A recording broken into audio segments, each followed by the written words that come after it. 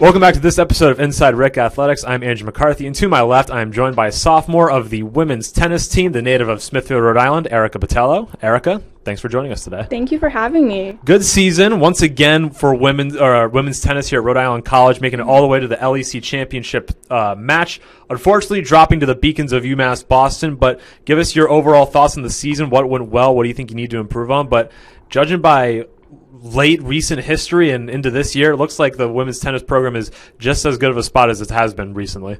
It has been. We got really lucky this year because we have such a good group of girls in our team, and our coach is super supportive of all of us, even though I think people weren't expecting us to be as strong as we have been in the past because we lost 4 starters, but we made up for it.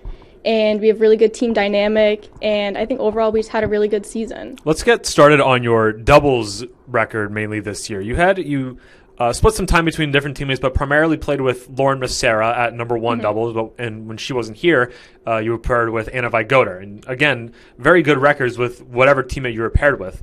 What's the main difference between playing with Lauren and playing with Anna? Is there any difference in your play? I don't know. I feel like for me, there's not really like that big of a difference. I honestly enjoy playing doubles with both of them. Like, they're both great partners to have. I think Lauren and I, it's kind of funny because we can like crack jokes while we're playing sometimes. And then with Anna, like Anna's like kind of serious, but like we balance each other out like really well for like both teammates. So your record was primarily 11-4 overall record at primarily number 1 doubles. What would you say was probably your hardest challenge over the course of the year? I mean, I'm guessing UMass Boston was one of them, but any other teams that really just gave you a hard time? One of the teams was Western Connecticut. They had a really good team, and all the teams we played really well, but sometimes it's just like you have that off day when you play them. But I mean, overall, like, it was pretty good. We did good against UMass Boston in the regular season, and then, yeah.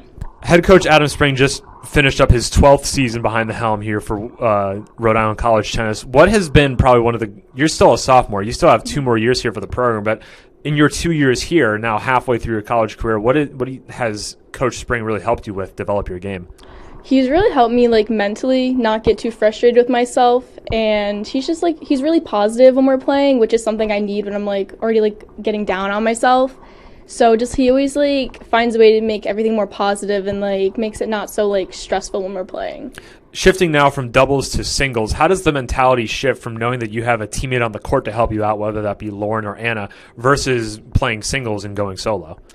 Honestly, I've played singles like my entire life. I only started playing doubles once I got to college, so it's really all I've ever known is singles, so I'm much more comfortable.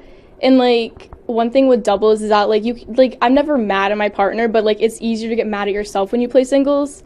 So it's just like it's more on you. So it's a little more like mentally like you need to be there for it, but how is the shift going from singles play primarily over the course of your early career versus now in college transitioning to doubles? Was that an easy transition, or did it take some time to really get used to it? It didn't take as long as I thought, but since I never played doubles, I was really worried. I don't like to be at the net because like I don't know, I just don't like to be up there when like I first started playing. But now I'm just a lot more comfortable up there. But it was like crazy because I've never done that before, and like it was something new. In the landscape of the LEC, it's a pretty top-heavy conference. Obviously, RIC and UMass Boston 1 and 2 almost neck and neck, but past couple years the Beacons have gotten the better of the anchor women. What do you think in the next 2 years of your career? Do you think that RIC can do better to finally topple the king of the mountain in UMass Boston? I don't know. I mean, I think we're really close and like we're right up there with them. I think just we need to have like a little bit of a stronger mentality. But overall, I think we're just like gonna pull together. Like, gotta stay positive. Can't let it like get the best of us, even though like happened 2 years. But the program's been in a strong hands for many years in recent history, and looks like it's going to continue that way for years to come. So Erica, thank you for joining us. That's all the time we have. Congratulations this year on a successful season, and best of luck in the future. Thank you. My name's been Andrew McCarthy. Thank you very much for tuning into this episode of Inside RIC Athletics, and we hope to see you next time.